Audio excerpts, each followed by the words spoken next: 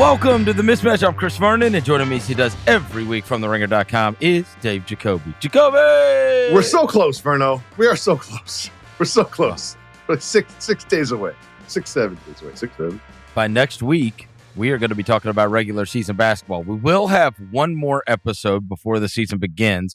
Next Monday night, we will record our season preview, so you'll be able to listen to that Tuesday morning in anticipation of the first games of the NBA season. I think after you listen to that, you'll know how the entire season is going to play out to a T, because we're never wrong. Right. We've got a bunch of stuff to get to. A couple news notes first. Russell Westbrook found a basketball team. In the domestic United States. I think that's important to say. Yeah. In the domestic United States, he is going to be playing year 18. He is going to be wearing number 18 as he signed a deal with the Sacramento Kings, 1 year, $3.6 million. Also, they locked up Keegan Murray to a contract that a lot of people went, whoa, the $140 million 5-year contract for Keegan Murray was signed as well. But let's start with Westbrook. One of the things that's interesting to me is he is one of very few players that has played that amount of years that we have in the league. But I was surprised to find, I was like, I know LeBron and I know Chris Paul's still around. I was like, who else has played longer than Westbrook? Here are your names. Ooh, can I guess a couple? Go ahead. Durant? Nope. Horford? Well, I'm talking number of seasons played, right? Like, you didn't miss seasons. Oh, Horford? Horford, yes. Luka Garza? Mike Conley, Kyle Lowry, Chris Paul, LeBron. Oh, wow. Well, it's kind of impressive that there's 3 little guards on there. Yeah. Well, I don't know how much burn Kyle Lowry's going to get, but like what I find fascinating about Westbrook is crunch time, high intensity, season on the line, game on the line, playoff minutes. Yep. 3 months ago. Yep. For a championship contender. Yep. Cannot find a team and get signed by bottom 4 most dysfunctional teams in the league. It's like the bell right before the season starts. I saw one of those posts that when you're scrolling through Instagram and it's like, who's stopping this? And it showed like their starting lineup. And I was like, okay, this is crazy. And this is what they posted in the picture. Westbrook, Schroeder, DeRozan, Levine, Sabonis. I was like, oh, wow. Oh, wow. You got Malik Monk coming off the bench. I mean, I am interested. I think I could be. I think they just became a lot more interesting. I mean, you would talk about 2 feisties because Schroeder and Westbrook get pissed off every game. Oh yeah, and I don't. And now, if they're both going to be playing in the backcourt, now obviously Keegan Murray is going to be out at the beginning of the season, but he did sign that 5-year, $140 million contract. So. Here's another one for you, and here's a little bar bet for everybody. One of the things when I was reading through the articles about Keegan Murray's contract, because I was like, man, 140 seems kind of steep. You know, you got a lot of the over 5 years, though. I got it, but I mean, you get a lot of the no wonder guys like Kuminga hold out. You know, this kind of stuff. I read one of the articles about it that was trying to paint it with a nicer brush, I think. And it said, Keegan Murray is one of 3 players in the NBA. Oh, I saw this. To have 500 threes, 150 blocks, and 150 steals in the last 3 years. I mean, you're really cherry picking stats there when you go with like the stocks. You know what I mean? Are you? But I mean, those are impactful plays. Blocks and steals are directly impactful plays. It speaks to all around basketball play, right? Here's a guy that knocks down a bunch of threes and defends his position. And if you think about who hits threes and gets blocks, like that many threes and that many blocks, the list gets really small. The other 2 guys, did you see it? Yeah, I saw it. Anthony Edwards and Derek White. And those make sense. Who people have very high opinions. I think Anthony Edwards did that last year, not the last 3 years. I think he did that last year. But Derek White is like, he is known for being a guard that gets blocks. That's what he's known for. That's like his signature thing. They also mentioned in said article, according to ESPN research, that he serves as the Kings' primary defender and the 2025 All-Stars, guarding 2025 All-Stars for 1,005 half-court matchups last season. Wait, what? Fifth most in the NBA. I love these stats. Wait. Go back to the beginning. He's the Kings' primary defender? Yep. Is that like a badge that you wear, like a captain's thing in soccer? Do they do you get a tattoo? Do you get a sticker? Yep. Do you get a patch on your jersey? What makes you the primary defender of the Kings? I mean, it means they weren't playing Keon Ellis that game. I guess. I don't know. It just means like, okay, hey, you're the guy. I mean, he is a starter on the wing, and so you would surmise that he's probably. I mean, like, if look at my other choices. Keon Ellis. I know. No. I'm saying look at my other choices on the wing. Like, when you're talking about DeRozan, Levine, Sabonis. Oh, sure. Like, I mean, yeah. Right? Like, they're like, Keegan, take him. Yeah. Who's going to cover Kawhi? But he is a good defender. Who's going to cover Kawhi? Who's going to cover Kawhi? He's a good defender. He plays hard. He's a solid player that I do think that when everybody saw that contract was like, whoa, now. But we've got to recalibrate what guys get paid that are, starting caliber players in the NBA. It's you're gonna see a lot of contracts over the next several years that make you go, wow. So you look at this is like an average, I'm just doing the math off the top of my head, like $28 million a year, right? Sounds like a lot of money for Keegan Murray, but in 2030, 2031, that will not be a lot of money for Keegan Murray. I think you're now. There's nothing right. that Keegan Murray has done up to this point where I'm running a team to say we need to lock him up through 2030, 2031. But that has the potential to be a great contract and also a terrible contract, which is sort of what you do with a rookie extension. I agree. Jaden Ivey. This just absolutely broke my heart. God damn it. A year ago, we were doing our breakout players, and I told you that Jaden Ivey was mine. I had so much hope for this kid. And you kid. were right. And then he broke his leg. He was a breakout, and then he broke his leg. And then he broke his leg. I mean, he really could have taken off because look at the season that they ended up having, God. Right? So he would have been playing in Madison Square Garden last year in the playoffs, for goodness sakes, by the time it got all said and done. So anyways, had this leg issue that was going on during the preseason, and now he's getting a scope on his knee. And so now, they're saying timetable indefinite. And reevaluation in 4 weeks. But it's unrelated to the fibula that was broken or whatever. But it's just a bummer. Like, that was for me, one of my things going into the season was that the Pistons are going to be great. I have them as the third best team in the Eastern Conference, mainly not because they added Duncan Robinson. It's because they added Jaden Ivey. Right. And that is not going to be so. At least for an extended amount of time, opening the door for some of their other players, which we'll get to a little bit later. Paul George is playing basketball? Or not. It's like the same day they're like, he's going 5-5 in practice. Like, oh, he's not going to make the opener. Are we going to get to opening night and like Paul George and Joel Embiid are starting? Each put up 30. That would be crazy. That'd be amazing. That would be crazy. Like, I was doing research for this pod, and I was like, the Sixers could win 24 games or 64 games. I have absolutely no idea. This isn't our bold predictions episode, but you could have floored me with a bold prediction of Paul George and Joel Embiid are going to play basketball. At the Whoa! same time. Hold in on. The same uniform. Too bold. In a game. Too bold. You've gone too far this time. Hey, look, maybe, just maybe, it will be, maybe it'll be happy times. Maybe they will be able to play. Let's hold out hope, right, that we're going to get to see those guys playing basketball for the Philadelphia 76ers, because I think with every preview pod that everybody listens to, we know the floor and the ceiling move the most for that team, dependent upon health. It's just more fun if Joel Embiid and Paul George are playing basketball for the Sixers. That is for sure. Is it true that Malcolm Brogdon spent a few weeks in your presence in New York City and then said, you know what? I would rather retire than have this guy trying to complain about the Gotham app and trying to watch me this year. Not true. But I am fascinated by the story because, like, for everything that I heard, he was going to make the roster.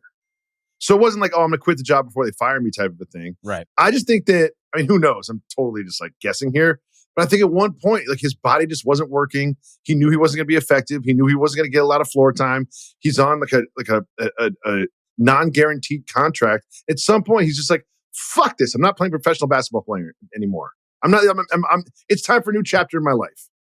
I'm over this. I'm done. I do not want to do this for the next 6 months.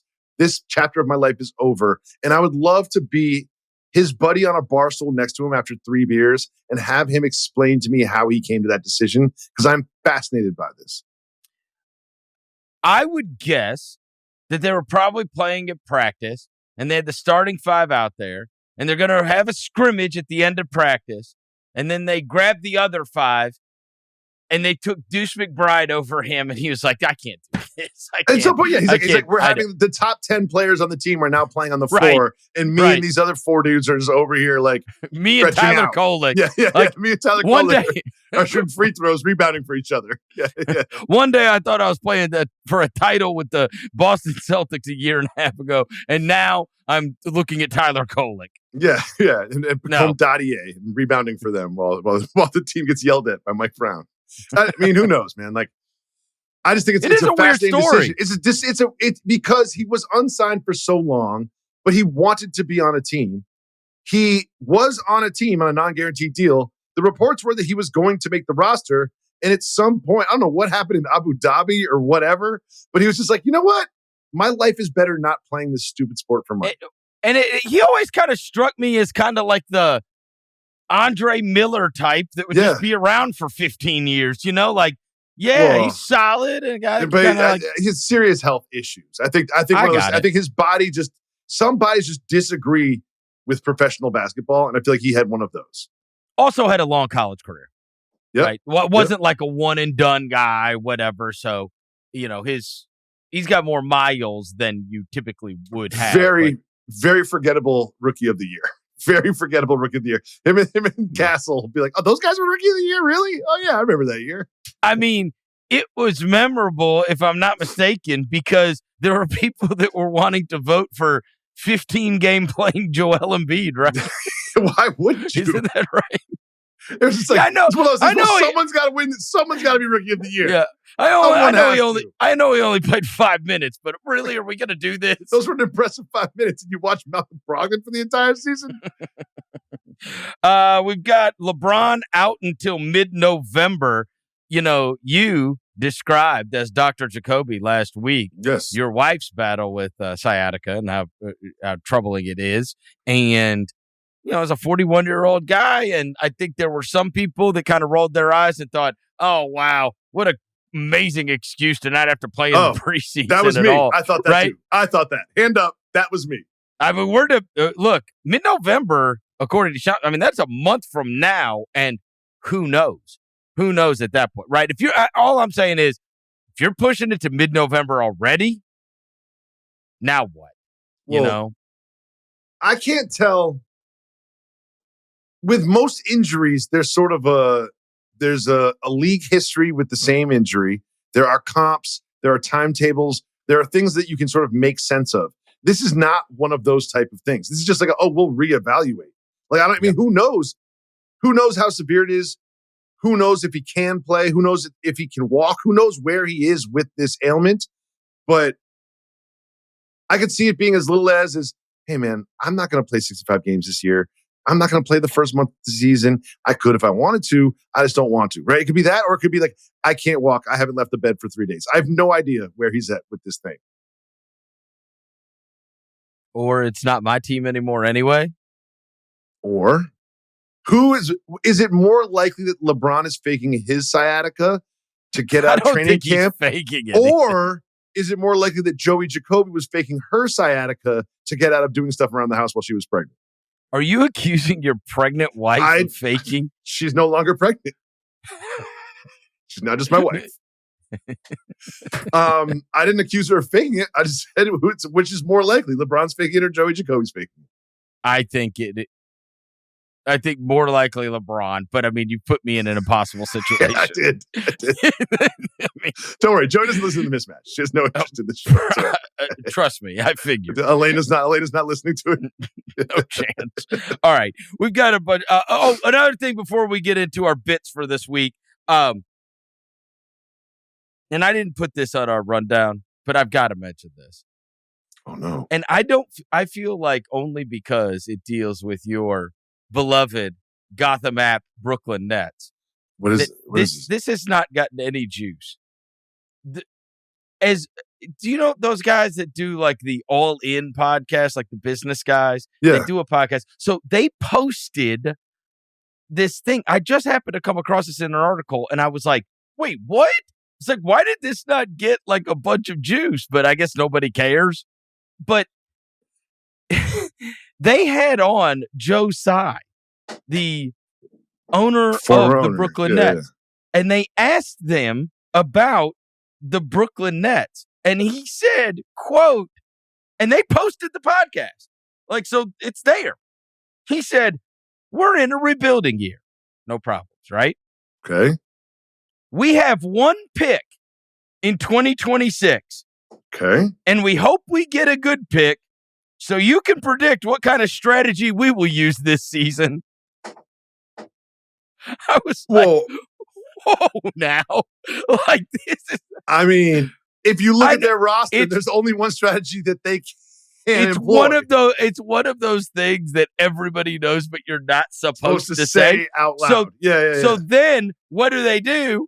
The media responsibly goes to Jordy Fernandez, the head coach of the Brooklyn Nets, who has impressed a lot of people. Yeah.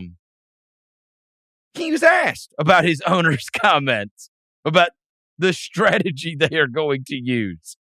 I mean, just an impossible position for the coach. Impossible. But this is what he said. He tried to switch the narrative. He says we want a good draft pick because no matter where we pick, our front office is so good that we're going to pick a very good player. It's been proven with Noah Clowney and Jalen Wilson. I mean, all these guys, our 5 guys we picked this year, Joe believes in the process and in developing our younger guys. So he just switched it to, that's not answering the question. Any pick the Nets have is a good pick. How much are you in debt? I love cherry pie. It's like, right. Well, it's not answering the question. Yeah. Or basically, for all intents and purposes, your owner went on a very popular podcast and said, we are going to try to lose on purpose. As many games as possible. Right. We only have one pick, and we hope it's a really good one. A really good one. And the only way to make it's our pick. The only way to make it really good is to lose as many games as possible. So you can guess what our strategy is going to be. Well, I mean, how depressing if you're a player on that team, if you're the coach. I mean, I got it, right? It's just these things are typically unsaid. Typically, they are unsaid, but sometimes the actions are so loud you don't need to say it, and their roster indicates what their strategy is for the season. I mean, but damn, before the thing even starts. It's tricky, man. And if you're MPJ, you're like, wait, what now? Right. Like, what am I supposed to do? I'm supposed to lose? That's why you traded for me? Yeah. Well, listen, I can't believe I paid for the Nets games. And then this happens. I'm going to send a Venmo request to Joe Tsai just for like $100. Like, I want my share back for the Gotham app that I paid for Nets. I mean, just anytime they're winning, hit the other team. It's probably joe.tsai@gmail.com. I'm going to do that right now. You know a Venmo request. You know the strategy, right? So you could pay for your Gotham app in the first month. Yeah, good point. Are they winning? Good point. Slam. Come on, Igor. Come on, Igor Denman. Do your thing. Name and username. Joe, how do you spell Tsai? Joes? No, it's TSAI. All right. Hold on. I'm going to send him a Venmo request right now. At Joe. For your Gotham app? TSAI. Yeah. Oh, here it is. Joe Tsai. There's a picture of a dog on his profile. All right, $100. What's this for? Gotham app. Request. Let's see if that works. Request. All right, see if he gets me back. Yeah, some guy named Joe Tsai just got $100 Venmo request from me. I hope that's not the owner of the Nets. I hope it is. I said Gotham app in the notes so they know what it's about. So maybe I'll get it. You never know. The Mismatch is brought to you by FanDuel. This NBA season is coming, and FanDuel is the place to let you play your game. They have everything you need to get ready for the season, with tons of cool bets like season leaders, player specials, win totals, exact team outcomes, and so much more. And even better, you can parlay your favorite bets together for an even bigger payout. So take a flyer on the MVP race, crown your champion in October, or parlay your playoff dark horses. I have my eye on the MVP race, and I think that the Joker he won't run away with it because he barely runs, but he will jog away with the MVP this year with some of the changes that they've made around him on that roster. They will maximize his output. The win totals will be high for the Nuggets. I think that this is an easy bet to place on FanDuel. The Joker will be the MVP. And of course, the New York Knickerbockers will be the Eastern Conference champions and the Eastern Conference #1 seed. Remember where you heard it first, the Mismatch, all the way back on October 17th. So just visit FanDuel.com/mismatch today and start planning your futures bets now. FanDuel, play your game. Remember, you must be 21 and over and present in select states or 18 and over and present in D.C., Kentucky, or Wyoming. Gambling problem? Call 1-800-GAMBLER or visit rg-help.com. Call 1-888-879-7777 or visit ccpg.org/chat in Connecticut. All right. Let's get to our preseason takeaways. All right. So my first one, since we're updating this, thank God this is the last time we're going to talk about the preseason. I'll get to that in a second. Yeah. All right. The first thing is this rookie class. Oh my God. I talked about it last week, but dude, it's unbelievable. Like, I've been watching and keeping up with these rookies throughout this deal, and Jacoby, like, this is not hyperbole. This has a chance to be an absolute all-time amazing class. You go down it. If you're a fan of any of these teams, you're on cloud 9 so far. Cooper Flagg, Dylan Harper, VJ Edgecombe, Con Knipple, Ace Bailey, Trey Johnson, Jeremiah Fears had a moment the other night in the preseason. I was watching the Bulls. Essengate look good. Essengate, I was like, what? You're gonna have Colin Murray Boyles, right? Who they love the athleticism in Toronto. You've got the Nets guys. You go down the list. They're going to try to figure out, how fast Derek Queen can come back. We haven't seen him yet. People are frothing at the mouth over Carter Bryant. Yep. And what he could possibly be. Young Hansen had his time to shine for the Portland Trailblazers in the preseason. Walter Clayton has had some big moments in the preseason for the Utah Jazz. Yakatunis had the double-digit assist game, and they talk about him being a steal. Neat Clifford has had some moments for the Sacramento Kings already that make people, super excited about the possibility of him. Last night, I'm watching Grizzlies Hornets preseason, and they're starting Kalkbrenner, who went in the second round with the 34th pick, and you're sitting there going, wait, well, hold on. He is enormous. But why are they starting him? He's a center. He's their starting center. What about my guy, Diabate? I mean, Diabate came off the bench last night. But that Kalkbrenner, I'm surprised because I figured, like, a guy like him, he's got a place in the NBA. He's 7 foot something. He won 4, defensive players of the year in the Big East, just being a drop coverage center, right? Like, all right, I'm going to stand back here. I'm going to guard the rim. He doesn't have, like, disgustingly slow feet, and he could finish stuff around the basket. Like, that could be a real steal at 34 because he's gonna have a career and maybe a good one. And it's such a guard-heavy team. They're like, hey, man, catch and finish. You know what I mean? Right. Like, we don't need you to, like, create your own shot. You don't need to be Hakeem down there. Especially with we're not that gonna team. turn you in an offensive hub like Jokic. Like, no, dude, you're going to be wide open. We're going to get the ball in your hands, catch it, dunk it, run back on defense. And also try to like get the offensive rebound when all these guys that love to shoot, right? Because you're just going to be like, LaMelo's going to be driving in, and Brandon Miller's going to be driving in, and Miles Bridges is going to be like, just be the cleanup guy. Yeah. And like your guy's going to have to come help for drivers a lot.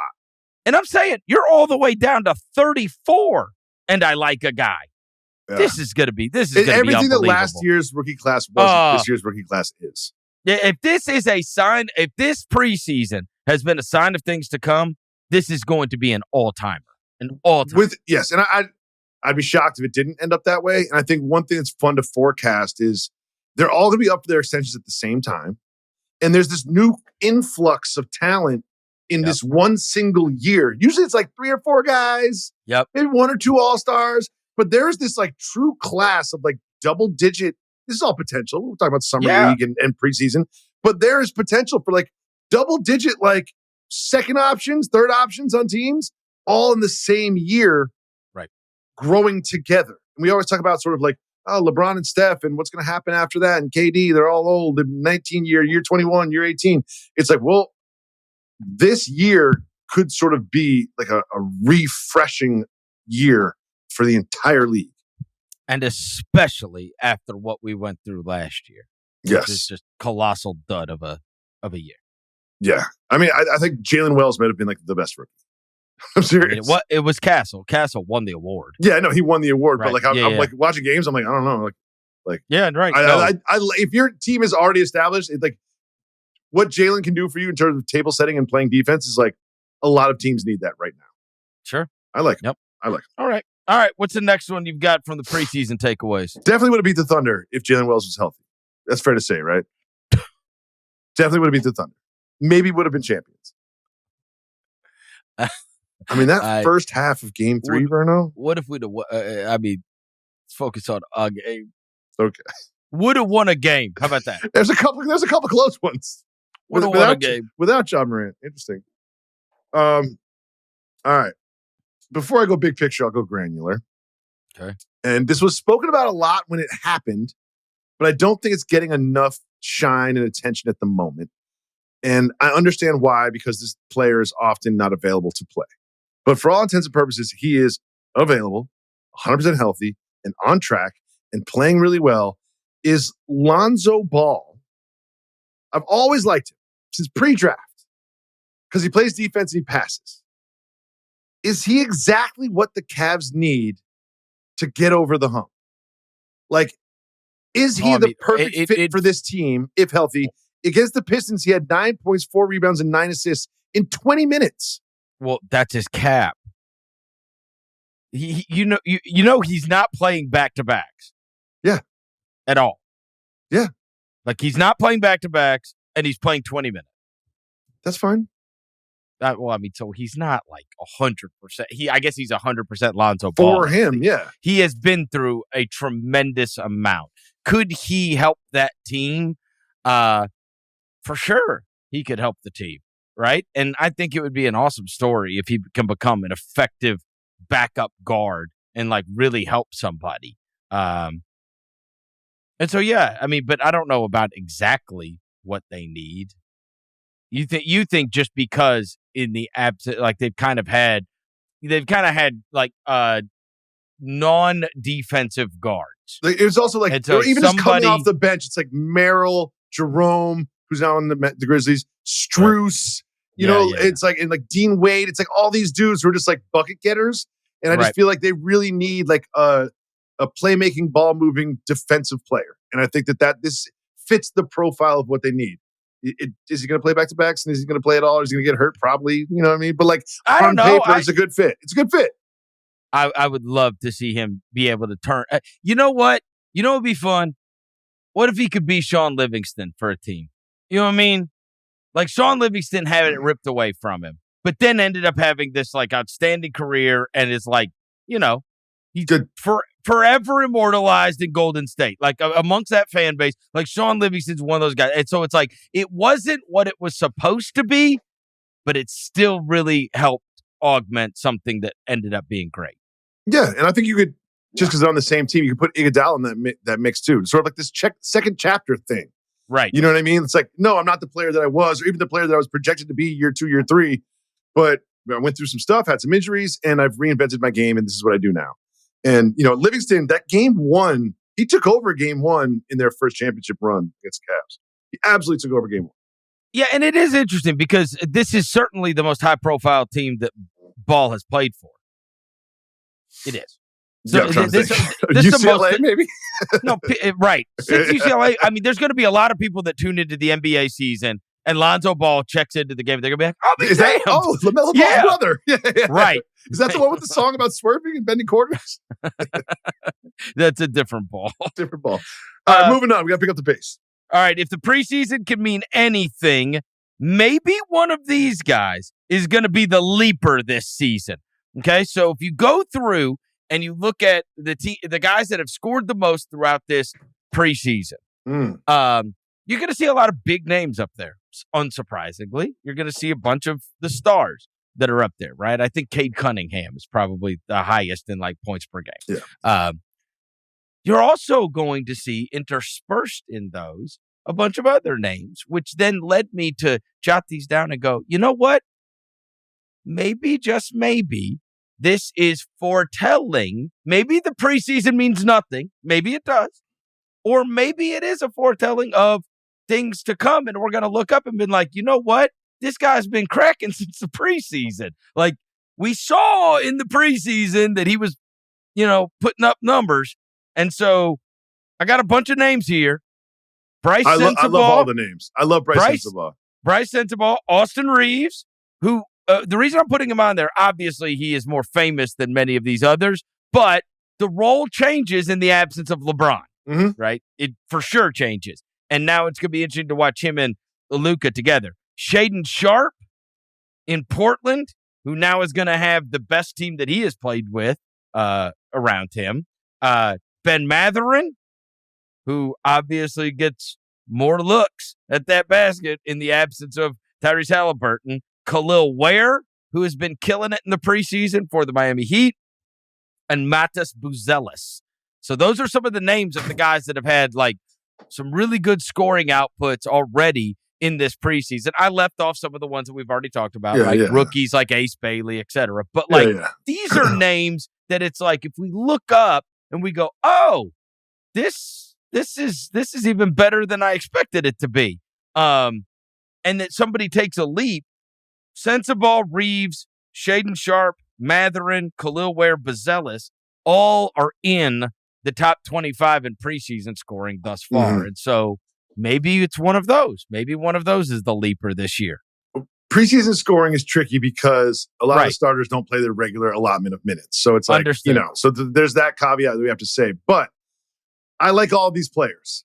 And I'm going to go one by one. Sensabaugh is just not going to get a big enough stage in Utah. So I don't think he's going to make a leap. Austin Reeves is sort of kind of already there. I've always liked Shaedon Sharpe. Offensively, he's just got so much potential. And I'm much higher on this Blazers team than anyone else on the planet outside of Oregon. I celebrated Khalil Ware last week, so I'm not going to do that. Right. And Buzelis, it's hard to leap from the year 1 to 2. You know what I mean? But I really think that the answer to this is Ben Mathurin. I think that he's going to have a lot of opportunity to score. And I think that offense was so good because Tyrese Halliburton was there to sort of make it all work. Even if, it was a very ball movement heavy offense. It wasn't like the Knicks where the point guard just dribbles it for 20 seconds and then tries to figure it out. But I think Mathurin's aggressive instinct to score is going to be something that is going to fill a vacuum left by Halliburton on that team. And also, look, we all love Jay Huff here at the Mismatch, but there's a lot of offensive output gap that needs to be bridged between Turner and Huff. You know what I mean? And I feel like you look at Mathurin and be like, look, man, we need 20 from you. Okay. It was a tough look for my guy Jay getting pushed out of the way by Wemby and dunked without jumping. That was tough. Yeah. It was preseason, though. It was preseason. Yeah, but that was tough. I think it's going to be a tough. Their mix of bigs. It's going to be a real system quarterback question. You know what I mean? It's going to be like, is it because you have Tyrese Halliburton that this system is so successful, or is it like the 49ers where it's kind of like we can just plug anybody into this system and it's going to be successful? I don't know, because look, even when Halliburton wasn't himself at the beginning, remember they were a below 500 team when the calendar turned. I'm just curious. I'm not. That's the year they made it to a Game 7 of the NBA Finals. Yeah, I'm posing the question because I think it'll be fun to watch. Sure, it will. They are fun to watch. That's a style that is fun to watch. Yes, and they got a bunch of dogs on their team. Oh yeah. Yes. Oh, and I don't want Nesmith to cover me for a second. Get away from me.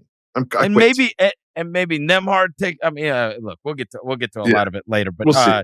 You like Matherin. You like him. Matherin. That's the name that Matherin. stands out. A guy that showed out in the preseason that you think that's actually possibly relevant.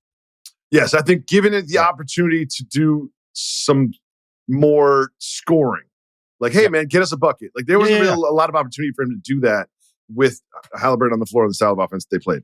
All right. Here's a problem. It's something that happened to me over the past couple of weeks that I really want to discuss with you.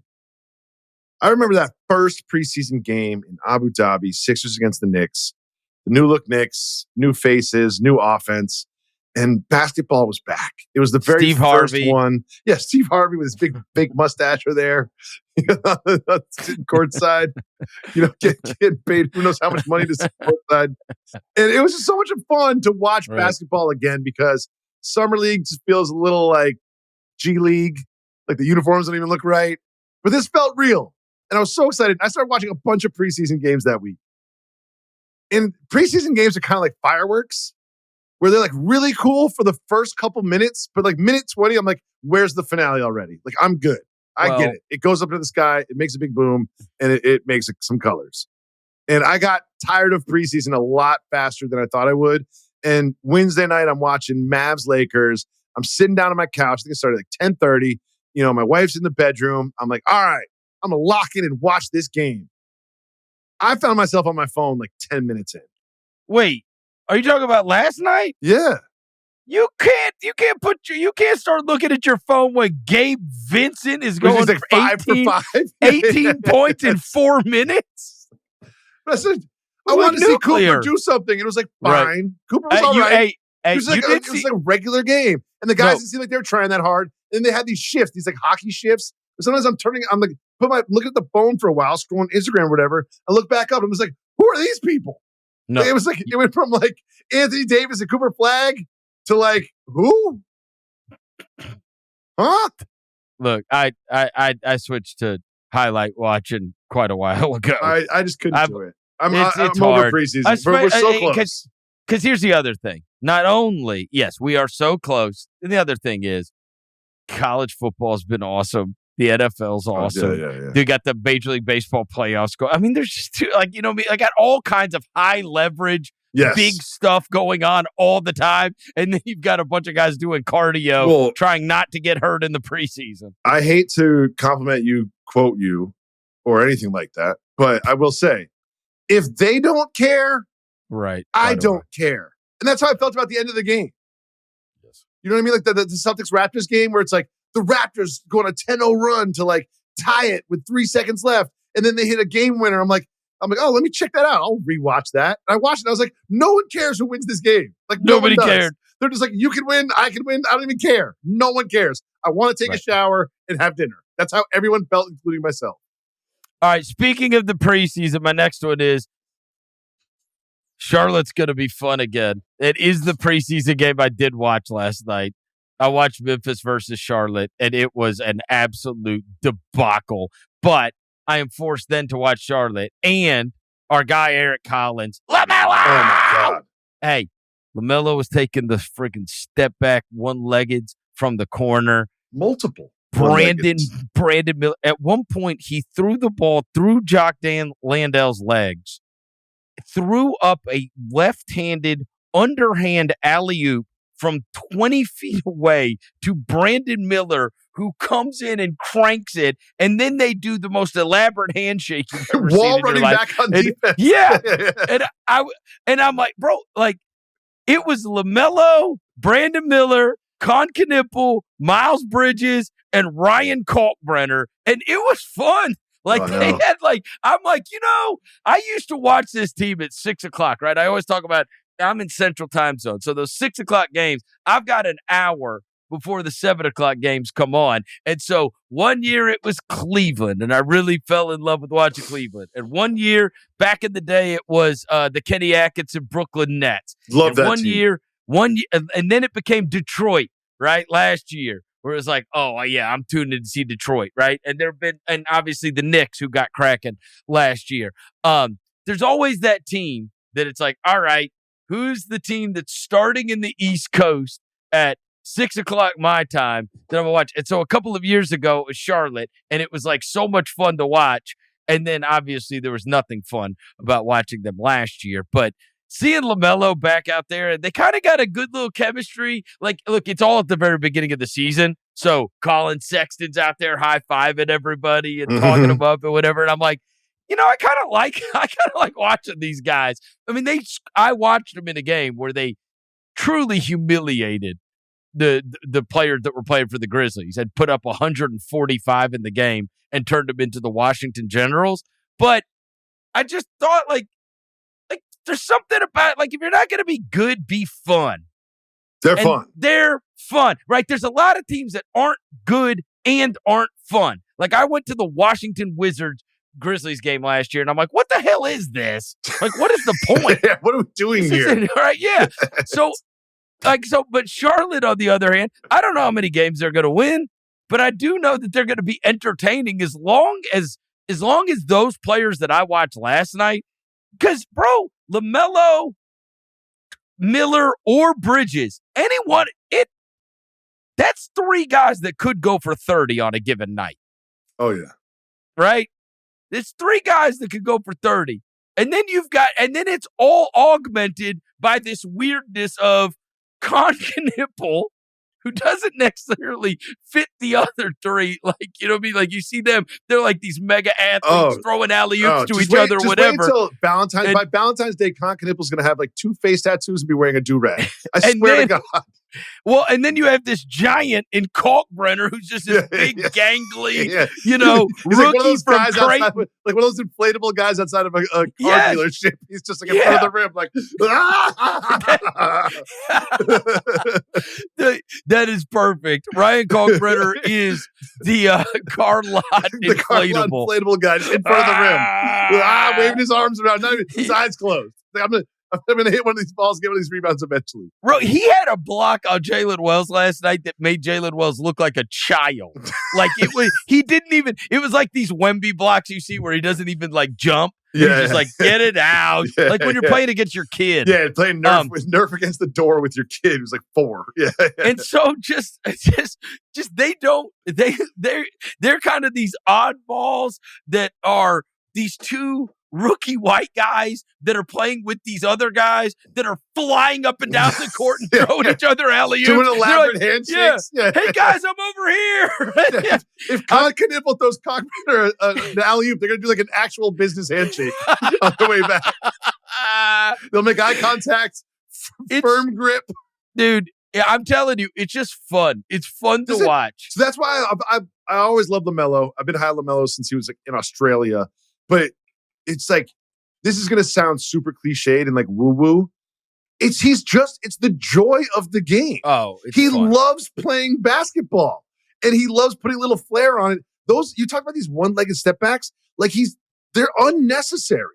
Of course they are. They're wildly unnecessary, but they're going right in. They're not rimming in. They're not hitting the back rim and going in. Like, they're going right in the hoop. No. And we say every year, and I mean this is the greatest compliment, he plays like there are 10,000 hot chicks in the crowd. Yes. And it is with no remorse. Yes. None. That's just how he's playing. And by the way, Brandon Miller might be absolutely awesome. Oh, God. He might be the full version of what you thought Brandon Ingram was going to end up being. know? Or what you like, thought Brandon Miller was going to end up being. He's just been hurt. You know what I mean? This Like, dude, God, I mean, he is. Whew. I mean, there have been 3 different times in this last couple of years where I've watched him and just been like, boy, if this all takes, this is going to be. He's had a couple games. An I watched a game last year when he had all-star. like 15 in the third quarter in some game I was watching last year. And I was like, Well, man, he is guy smooth. Oh, yeah. And he's athletic and long. And I mean, he's got it all. He's got it all, honestly. So they're fun, though. They're a fun team to watch. And obviously, Collins is just going ballistic over the whole thing. Oh, of course. They're a great watch. They're a great league pass watch. Yeah. So the preseason, I was like, I just lost touch with it. And last year, I never watched starting 5. So I'm sitting there watching the Mavs-Lakers last night. Like I said, my wife's asleep. I'm like, you know what? Because I've seen a lot of clips from starting 5 on like the feed. And I started watching. I watched the first episode. I loved it. I watched that first 5 minutes that they posted. That is, first 5 minutes are like, first of all, it's like, it's the classic documentary thing. The Halliburton thing. At least he's laid up in watching his team play Game 7. He's like, make it worth it. He's looking at his team. He's like, make it worth it. That broke my heart. Oh God, I don't find him likable, but it's impossible not to feel for someone going through that, dude. So I will say, in the spirit of full disclosure, I am so excited to watch this because of the characters that they have this year. Yes, I watched the first couple of episodes last year, and I was out. Checked out. And that was because I was like, "How did you make Jimmy Butler uninteresting?" Let me tell you what they did this year. And LeBron, I didn't care about the LeBron stuff. I've Jason seen it Tatum, all. Robot. I thought, Sabonis is the greatest human to ever walk the planet of the earth. And no, I mean, that's what it was. The best dad, the best husband, the best ever. And I'm like, okay, like none of this is interesting to me. I accept that he's a great human. It's boring. I have a blanket statement to make. If your wife doesn't kind of hate you, then you're full of shit. And the Tatum thing was like, I mean, good God, give me smelling salts. Let me tell you something. So look, that whole show when I watched those first couple of episodes of last year, of which I was excited, I was like, this should just be the Anthony Edwards show. Like, I would watch an entire season because his episode is hilarious because he's hilarious. And I would watch Anthony Edwards do anything. And so, but the other ones that they chose this year, I like the characters, at least in the preview that they chose. And I cannot wait to see something about James Harden. You want to talk about the most private athlete there's been. Dude, he's up there. He's up there. He's like, I have a girlfriend. The producer goes, are you in love? This is what he does. Pauses like this. He goes, I don't even know why I signed up to do this. I think I just stuff I want to see. He's like, I don't even know why I signed up to do this. And they do this really good thing. Well, the first takeaway I want to say is this. We can talk about this forever. We have to move on. The first takeaway is this. I've never felt like I've understood Kevin Durant before. I've never felt like I get what makes him tick. And this is you don't get too much verite moments. Like, he's not like cooking dinner with his like people and like, you catch like verite, like fly on the wall stuff. But the interviews are unlike any other interviews you've seen of these players before. They're not like with, Malika or Taylor Rooks set up in a conference room, very sort of like formal. They're long. You can tell they're long because they're being themselves. And Kevin Durant has his likability. He has an infectious personality. I want to be around Kevin Durant now. I never felt like that before. And James Harden, and they do this really good thing, which I want to give credit to my friend Jason Hare when he showed Michael Jordan what Isaiah Thomas said about him on an iPad. Do you remember? It was like one of the first times that this has been used in documentary filmmaking, where it's like, this person we did an interview said this about you, your response, Mr. Jordan, and it was perfect. And what they do now is they're like, well, Kevin, in his interview, he said that you would tell us what really happened at the Brooklyn Nets because this isn't a press conference. And then he gave some like fake answer. But they do this thing where they're like, well, James said this about you, Kevin. What do you think? And it's really, really well done because they peel back a lot of the defense armor that they all have on when they're wearing their uniforms. They just finished a basketball game. They're looking at 30 media people, and they know that whatever they say is going to be broadcast and dissected forever. It just feels much more intimate and authentic. And I didn't watch last year's because people told me it wasn't good. But this year's, after one episode, I will watch every second of this thing. You've only watched the first one? Just watched the first one. Yeah. Gotcha. Yeah, all right. Did your wife watch it with you by any chance? Hell no. Are you kidding me? What? If it ain't Love is Blind or Summer I Turned Pretty, she is not in the room. She is a Emmy-winning documentary filmmaker. I thought she might be interested in the way something like this is done. No. I mean, yes, she's a very intense, competitive professional, and she's already watched it twice. That's what I meant to say. No, she has no interest. She doesn't care. Who's that guy with the beard again? Yeah. Not care. All right, let's get to the questions. All right, let's go quick. Come on, let's go quick. All right. Most likely to be the expected non-playoff team you watch the most. This isn't even close. We've already discussed it. We don't have to talk about it again. It's the Charlotte Hornets. It's like not even the Hornets. It's not even close. I love LaMelo Ball. I like unnecessarily fancy things that happen on a basketball court. And LaMelo Ball is perfect at it.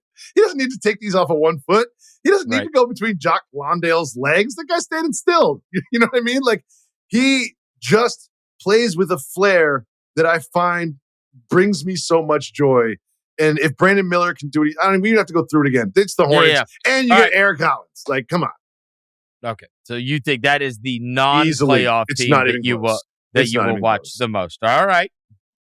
Player most likely to dominate the storylines this season. There's only two I can think of. It's always LeBron, right? Like, I didn't even think about LeBron. Yeah, LeBron's got to be there. Yeah. It's always LeBron. Like LeBron, and then I think the Giannis stuff's going to kind of fade into the background. I feel the same way. I think that's going to fade into the background. I'm going to say, look, storylines are media-driven. Like, that's what you're asking. So it's LeBron. Right? So it's LeBron. That's what you're saying. No. I'm going to say Flag. The Cooper Flag thing's going to be a big deal. And I say this because it's only the preseason, and he's a headline, like, all the time. Can you spare me with the Cooper Flag is going to play point guard thing? Like, no, he's not. He's just not. No, that really might happen. That really might happen. It's not going to happen. I'd be shocked. They might give him an opportunity to handle the ball. Why I wouldn't. But he's not a point guard. No, here's why point guard. Here's why I wouldn't Kyrie be shocked. Irving. No, here's why I wouldn't be shocked. Nobody loves defense more than Jason Kidd. And I could see the Russell stuff driving him so crazy. He can't do Russell and Clay. Fair. Like, they fancy themselves. When your GM comes out there and says, I traded one of the greatest players of all time because defense wins championships, it's hard to go out there with D'Angelo Russell and Klay Thompson as your backcourt. Yeah, fair. It's hard. So I'm just saying, like, I don't know, man. I could actually see it happening. So I think Cooper Flag's going to be a big one, right? Because especially it seems like he's going to play a lot and he's going to be on TV, and rookies always get a lot of buzz. And then it feels like we're already getting a lot of is this the Wemby? Is this the Wemby takes over the league? This is the Wemby Does year. he take over the league? Yeah, I mean, this is the Wemby year, and I'm stepping on whatever I'm going to say on next week's pod. But this I feel like this is a Victor Wembanyama year, and he's going to dominate the entire year. Is he going? But is he? They have already ranked him on all of these rankings in the top 6 players in the NBA. Like, that's already happened, and he's never been in a playoff game. But they've already ranked him in the top 6 players in the NBA, and it's like we all know, like, there's going to come a time where he is destroying everybody and everything. Yes. Like, it's inevitability. It's inevitable. And it's inevitable. So is it now? Yes. Or is it 2 years from now? I think it's now. And it's for 2 reasons. Why are you warming up now? You've been. Oh, I've been very critical. You've been the one holdout on Wemby. But I don't like the way he handled his press this offseason. and I think he shoots too many perimeter shots. And both of those things are not mutually exclusive with him dominating next year and being a top player in the NBA and him dominating the storylines of the season. I really think that this is going to be it because he does two things which get you attention, right? Huge numbers, right? But like Domantas Sabonis gets big numbers, but no one talks about him. And he has jaw-dropping viral highlight moments. No, he's interesting. So many of those guys, you think about the top 5 guys. They're not highlight guys. Gilgeous-Alexander, Jokic passes are highlight passes. No, they are, but I mean, they're not viral like. They're not viral like the Wemby stuff. Disagree. No, they're not. Freaky Jokic passes go viral. I mean, look, the most viral clip in the NBA last year was Morant, and he played like 50 games, right? Like Morant he was the most viral player in the whole league. That was 2 years ago, Verno. No, it was last year. With the guns? Oh, sorry. And he won Dunk of the Year. And it's like, I'm telling you, like, what is viral?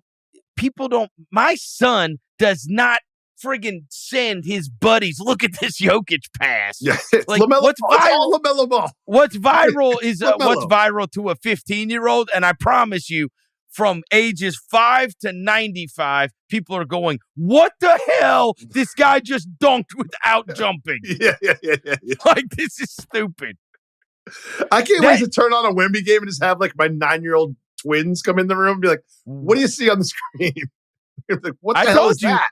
There's only 2 players that I have showed up extra early to the arena in the last 10 years. The only 2 I've showed up extra early to the arena to watch, make sure I got there for their warm-up. Steph Curry and Lance Stevenson. No, Curry and Wemby. Oh. And you watch Wemby, and for anybody out there, he is the one thing to see because when you see it up close, you can't believe it's real. I have to see him in person. I'll pay whatever it costs. I'm going to see him in person. I'm telling you, well, you go to Brooklyn.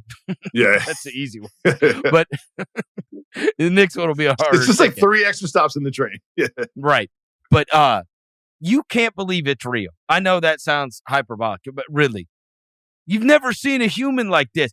Have you seen that picture? Somebody posted it this past week, floating around about it's like the meme is, I'll never get over how Anthony Davis looked next to Wemby. Oh, yeah. And they're standing at the ready to at the free throw line at the box. And I mean, Anthony Davis looks like a average human being who, like, I mean, you can't believe it, man. This guy it's unlike anything I've ever seen. Anthony Davis looks dramatically heavier than he has previously. Like, dramatically. Do you think it's the glasses? No. I don't think those are heavy glasses. Those are probably like athletic glasses, very lightweight. Oh, okay. All right, move on. Most likely to fire their coach first. This is pretty easy for me. Really? All right, we got a front office that's already making bad decisions. They didn't hire this head coach. This team doesn't have high expectations that they can't reach, but they're not going to be good. It's Willie Green and the Pelicans. Oh, Willie. I know. You think he's the one.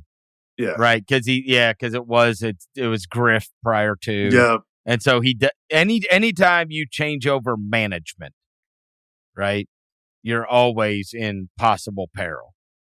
That's not strictly with the NBA. That's everybody listening to this podcast. Everybody, if you're not, if you weren't the boss's choice. Mm-hmm. Yeah. If you're inherited by somebody, it's always a little tricky. Yeah, obviously.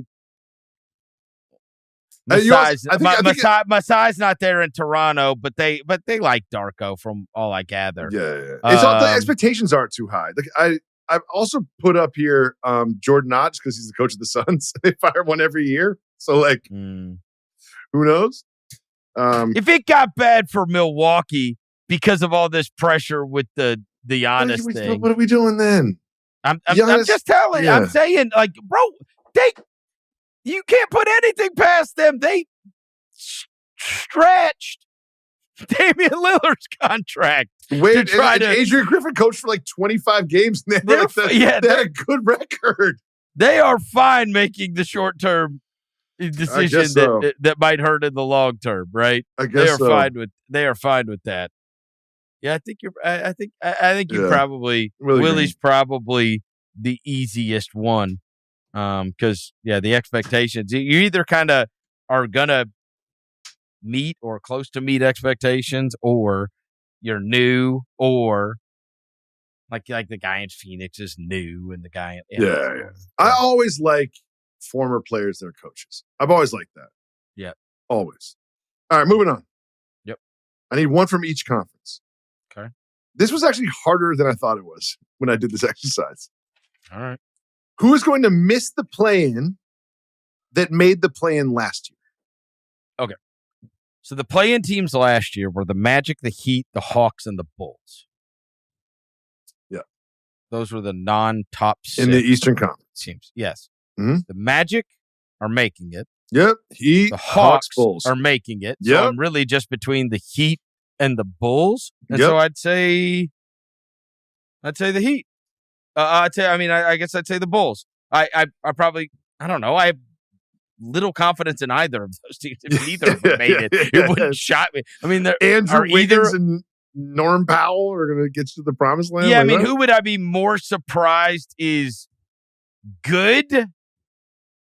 The Bulls. The Bulls, yeah. Okay, so then I have to have the Bulls falling out. Yeah, that's the answer. Between the Heat and the Bulls. On my sheet it says Heat or Bulls, but I just think there's just more proven infrastructure and experience in Miami than there is in Chicago. Like with Spoelstra and some vets and Bam and Tyler Hero coming back. Like I don't know. I just believe in that more than like Kobe White and like Buzelis and Noah Esenge. Well, for sure. And then in the West, Warriors, Grizzlies, Kings, Mavs. This is easy. There's a wrong answer to this one. There's a right answer to this one. You say Kings? Yeah. Yeah. I mean, I just saw the meme. Who is stopping this? Yeah, that's a good point. I didn't see the meme. That's why I said Kings. Westbrook, DeRozan, Levine, Sabonis. If you're taking this seriously, you have to consider the Memphis Grizzlies. 100% you have to consider. You have to consider the Memphis Grizzlies. You have to. As the Memphis guy, as the guy who dresses up in the bear suit during games. It could happen. Injuries. Of course it's an unknown. I am hopeful, but I mean, look, there's been nothing in the preseason that would lead you to believe. And no one's available. What? When's Edie coming back? Hopefully before December. Before December, sooner than you think. Hopefully. It's I would say the Grizzlies. I'm sure we'll talk enough about the Grizzlies over the course of the next 6 months. They are a sneaky, like the Sixers are like the obvious low floor, high ceiling team. The Grizzlies are like a sneaky low floor, high ceiling team. I could not believe Kevin Pelton's projection. You could tell me it was 30 games or 60 games. I'd be like, I don't know. Sure. It was like 51, I think. And I was what? The next 2 years? I couldn't believe it either. I don't think they're going to. I'll take the under on that. And Mr. Pelton, feel free to reach out to me on social media if you would like to bet on that. I mean, honestly, it's a matter of how many games does Morant play, how many games does It's a direct function of that. That's it. Yeah, you can do without Zach Edey. That's fine. Yep. Or Gigi Jackson or whatever. If they play, they're going to win games. If they don't play, they're not going to win games. That's as simple as it gets. But the Kings is probably the easiest answer on that. All right. Most likely to have the biggest win improvement this year, i.e. last year's Pistons. So this was a little trickier than I thought, too. Because it's not like, if it was like seeding improvement, it's a little bit easier. But win improvement gets a little bit tricky. I landed on one team for each conference. Okay. I can't believe I'm saying this. But the Sixers won 24 games last year. They could win 44. That'd be 20. Yeah. It's a huge leap. They could win 40. And also not your typical one that falls into this kind of, right? You know what I mean? Like, if you, Embiid this is like Memphis 2 years ago, where it's like, they're not that bad. They just didn't have, they had the year from hell, so they didn't have as many players. And then the Warriors did this too. The Warriors games. we're the worst team in the league, and now we're champions. Were you bad because you're bad, or you're young, or were you bad because you're injured? Yes. And then the other team that I had in consideration for this were the Spurs, who won 34 last year. There's just not as much room for improvement. So my answer is the Sixers, but it's just not fun to talk about because it's just a health thing. Right. But the Spurs are my fun answer. The Spurs are the fun answer. All right. Yeah. Obviously, did you consider it all? I'm just going to ask you, did you consider it all New Orleans? I'm sorry. No, I did not consider New Orleans. Okay. A lot of room for improvement. Did you consider Portland? Yes, I considered Portland, but from 36, were they going to go 56? Like, you know what I mean? Like, no, right. That's the thing. Is like the thing about the Sixers to really take this exercise seriously is they had such a low number last year that they do have the most potential for the biggest leap. How about Charlotte? But unlike the Pistons, who are like a young team that was in a rebuild that took the leap to like second round potential, the Sixers are like a hurt team that no one believes in, that will just become a regular season success that no one believes in the playoffs. How about Charlotte? No, I think it's such a low number.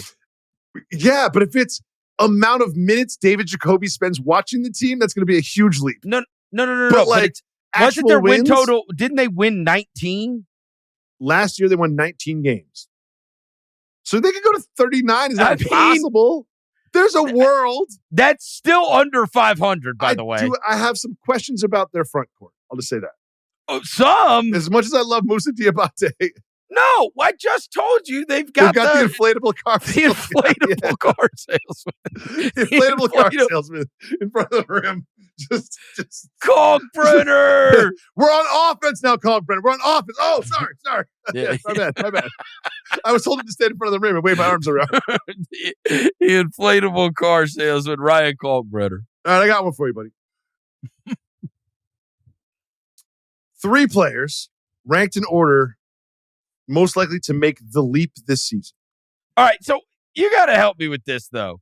What is the leap? We can spend an hour talking about it. I look at it as like not a casual player didn't really know who you were last year, and this year you're all over the place. Not to like superstar. Yeah, it's not like John Morant Most Improved Player Award type shit. No. Yeah. But like, I do think like the Cunningham superstardom, he would be if we're doing that leap.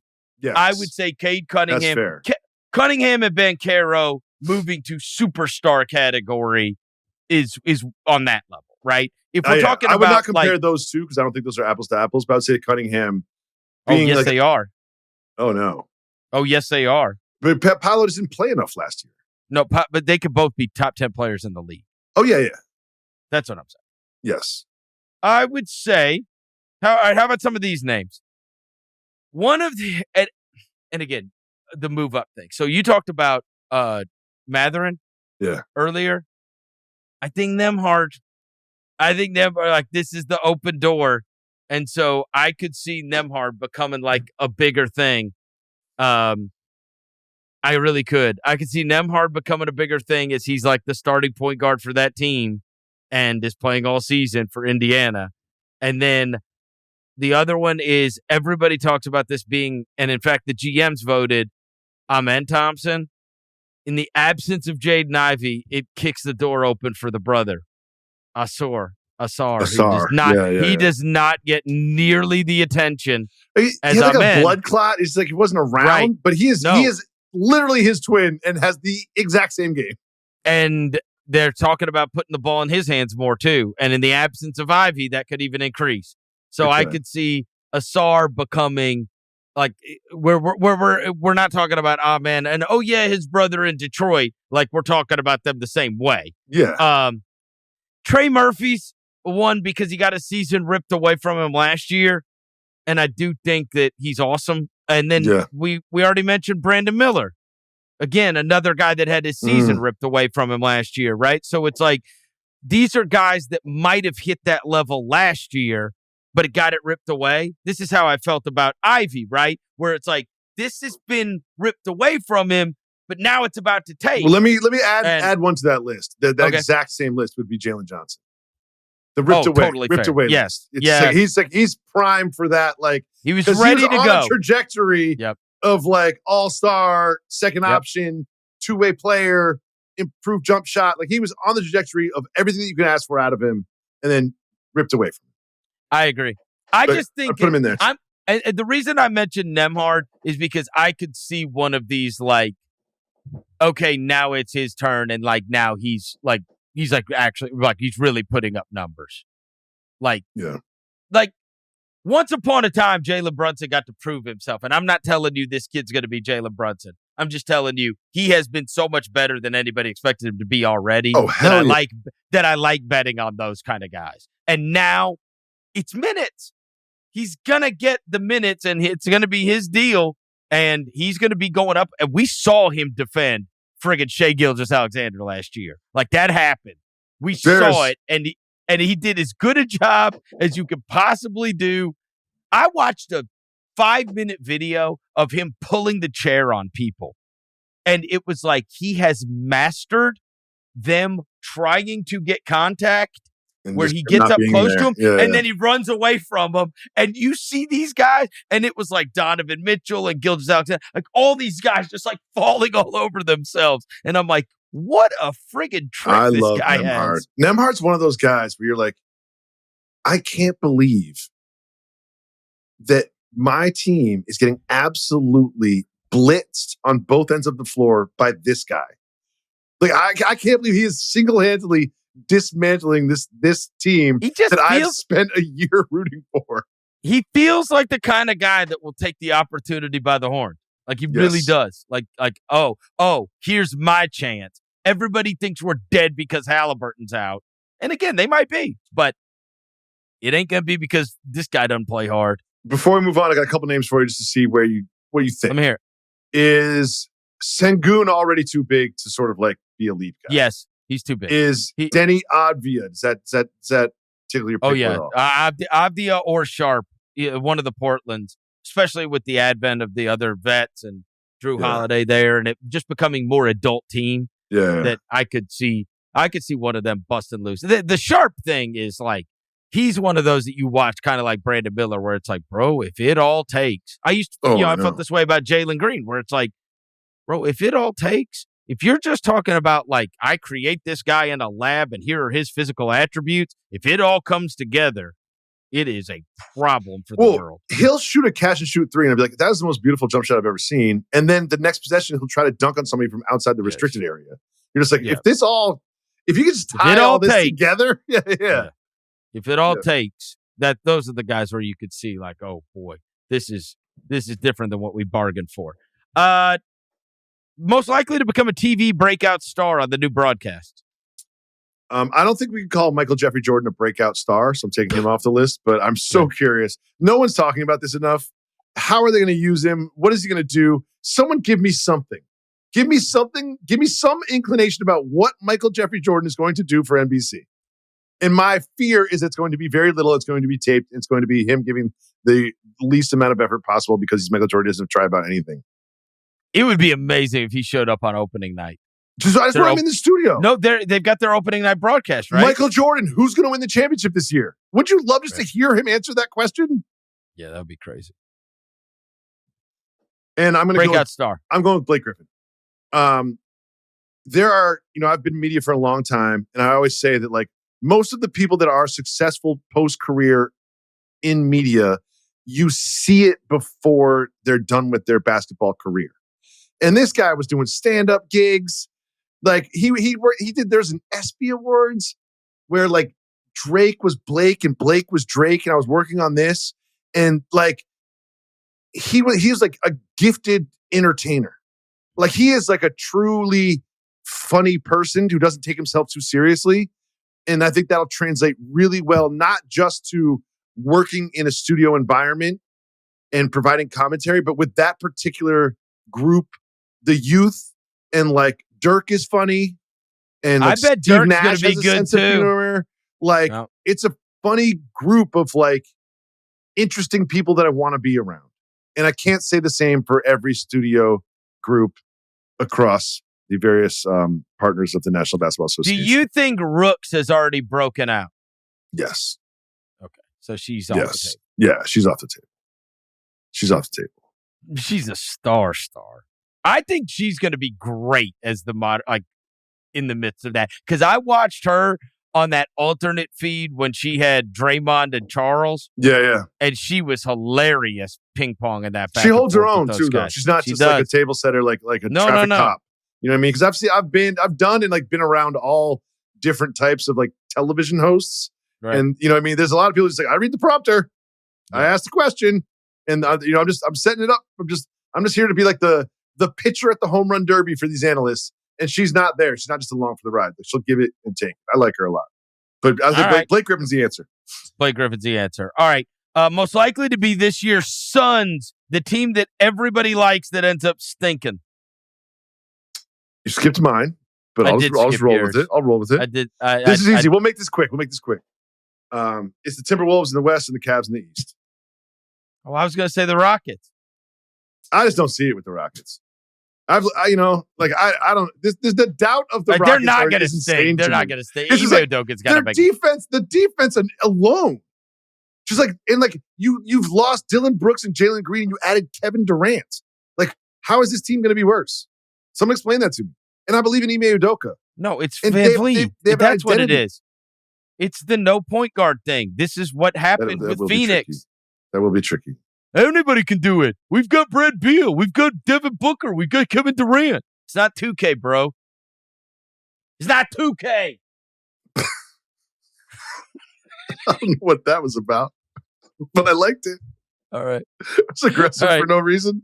Player most likely to be traded mid-season to make a real difference for a contender. All right. So this was hard. No, it's not. It's Larry Markkinen. There you go. Move on. No. Really? Yeah. I wrote down a bunch of names. Giannis on there? I wrote down Porter Jr. because I listened to Joe Which Tsai. one? There's like 7 Porter Juniors. The Michael. Okay, because there's Kevin. Right. Yeah. Why are we paying? Like, if you're losing on purpose, why are you trying to pay him? Are there any Porter seniors out there? How about the old guys, McCollum or Middleton with Washington? You can see them right. I forget who it was, but someone floated McCollum to the Rockets. Houston, yeah, that was a good one. That was on the over/under pod. I liked that. And McCollum is one of those guys. He's been knocking down shots earlier. in the preseason too. One of those guys I mentioned earlier. McCollum is one of those guys who's going to have a successful media career when he wants to. The longest shot. Wait, the longest shot. Oh, this is good. Oh, let's get crazy. Let's get weird. And this is not like a Giannis. This is not like a LeBron. This is not like one of the ones that is always talked about. Trae Young. No, and the only reason I bring this up because even Bill kind of mentioned it in passing, like out of nowhere, and I was like, Jaylen Brown. Oh yeah. I mean, he is on the books for $300 million. And like, what team is like, I'm going to give up all my draft assets? You asked could swing it. You asked a player that could swing things. If you've got a team that's not going to be winning this year and they say, you know what, when we do it, we're just going to we're going to do the Pierce Walker thing and we're going to rebuild it around Pierce. Right? Antoine, you go ahead. I don't see it happening, but it's a long shot. This stuff does my happen. long shot for this was Trae Young. I don't think it will happen. I don't think it'll happen. Can you see a world where it just like breaks down and they don't want to give an extension and they're just like, we've decided that this Trae Young experiment is over and we're going to go with this youth movement that we have? No? Okay. Yeah, and by the way, I don't think Jaylen Brown's getting traded either. No, of course not. You never know in a weird season like this. In a weird season like this and with the amount of money that it costs, right? Like, are they... You also never know what they're going to, like, if you're going to get something back, I mean, do we want to spend?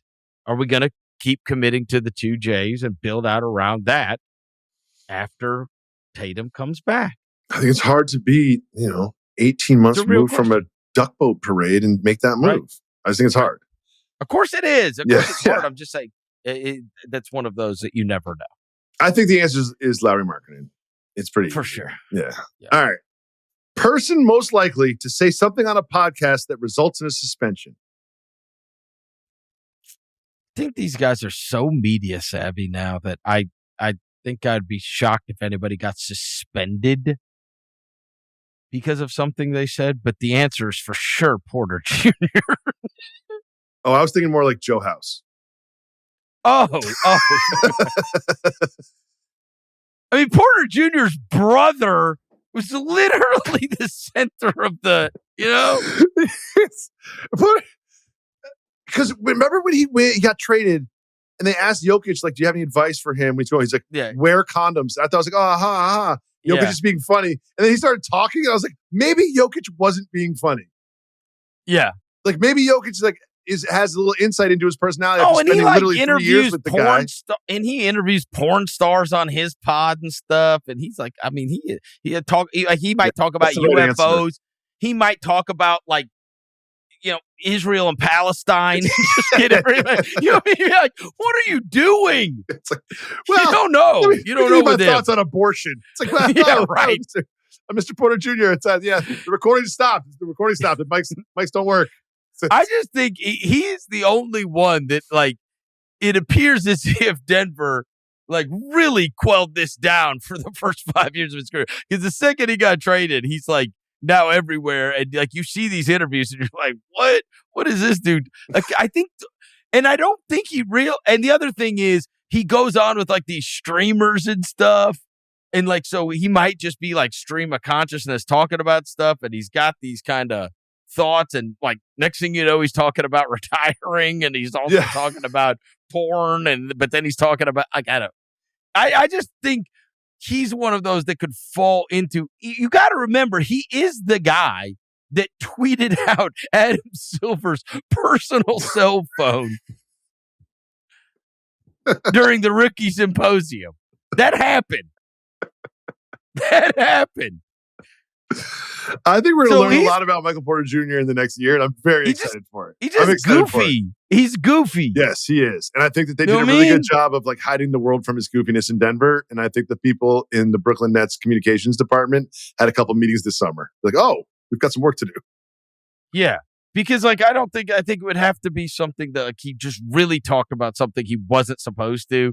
And most everybody else, I think, knows better. I'm unsure if he. Well, the owner was on a podcast. Apparently, the owner was on a podcast and said, we're not going to try to win games this year. So they're off to a good start already. Right. Who is he to tell him to stop being goofy? Right. Well, the thing is we will never be suspended by something we say on a podcast because it's taped and we have the best producer in the history of media, and he'll always protect us. Thank you, Jesse Lopez. As always, Jacoby, by the next time we speak, we are going to be doing our season predictions for the upcoming NBA season. I'll talk to you next week.